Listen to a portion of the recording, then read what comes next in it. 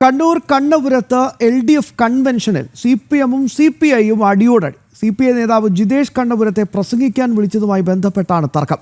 CPM-ലായിരുന്ന ജിതേഷ് അടുത്തിടെ പാർട്ടി മാറി CPI-യിലേക്ക് എത്തിയിരുന്നു. നേതാക്കൾ പരസ്യമായി വാക്കേറ്റത്തിൽ ഏർപ്പെടുന്നതിന്റെ ദൃശ്യങ്ങളും പുറത്ത്.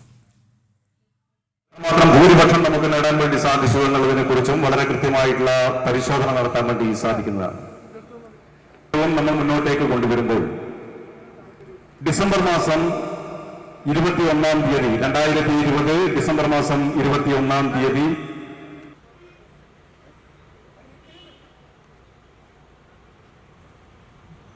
മിഥുൻ പിള്ള ആചാര്യക്കാണ് വിശദാംശങ്ങൾ നൽകാനായി. മിഥുൻ, കൺവെൻഷനിലും അടിയോടടി, പാർട്ടി മാറിയത് അങ്ങോട്ടും ഇങ്ങോട്ടും ചോദ്യം ചെയ്താണോ ഈ തർക്കം?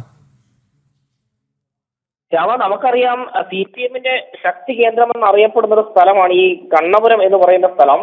ഇവിടെയാണ് CPM CPM-ഉം പരസ്യമായി തമ്മിലടിക്കുന്നൊരു സാഹചര്യം ഉണ്ടായത്. ഈ വിഷയം കഴിഞ്ഞ ദിവസം ഉണ്ടായ LDF കൺവെൻഷനിലാണ്. LDF കൺവെൻഷനിൽ ആളുകളൊക്കെ നോക്കി നിൽക്കുകയാണ്. നേതാക്കന്മാർ പരസ്പരം കൊമ്പ് കോർക്കുന്ന ഒരു സാഹചര്യം ഉണ്ടായത്. അവിടെ CPI നേതാവായ ജിതേഷ് കണ്ണപുരം എന്ന് പറയുന്ന വ്യക്തിയെ പ്രസംഗിക്കാൻ വിളിച്ചതുമായി ബന്ധപ്പെട്ടാണ് ഈ CPI CPM നേതാക്കൾ പരസ്യമായി വാക്പോരിലേക്ക് നീങ്ങുന്ന ഒരു സാഹചര്യം ഉണ്ടായത്. നമുക്കറിയാം, ഈ ജിതേഷ് കണ്ണപുരം എന്ന് പറയുന്ന വ്യക്തി നേരത്തെ CPM പ്രവർത്തകനായിരുന്നു. തുടർന്ന് ആശയ വ്യത്യാസത്തെ തുടർന്ന്, അല്ലെങ്കിൽ ചില അഭിപ്രായ വ്യത്യാസത്തെ തുടർന്ന് ഇയാൾ CPI-യിലേക്ക് പോയിരുന്നു. CPI-യിലേക്ക് പോയാലും ഒരേ മുന്നണി തന്നെ ആയതുകൊണ്ട് പഴയ CPM നേതാക്കൾക്കൊക്കെ ജിതേഷ് കണ്ണപുരത്തെ അഭിമുഖീകരിക്കേണ്ട ഒരു സാഹചര്യം ഉണ്ടായിരുന്നു. എന്നാൽ പല CPM നേതാക്കൾക്കും ഇതൊരു അസ്വാരസ്യം ഉണ്ടാക്കിയിരുന്നു എന്നാണ് മനസ്സിലാക്കാൻ വേണ്ടി സാധിക്കുന്നത്. ഈ കഴിഞ്ഞ ദിവസം ഈ കൺവെൻഷനിൽ ജിതേഷ് കണ്ണപുരത്തെ പ്രസംഗിക്കാൻ അനുവദിക്കരുതെന്ന് CPM-ന്റെ പ്രാദേശിക നേതാവായ TV ലക്ഷ്മണൻ ആവശ്യപ്പെട്ടിരുന്നു.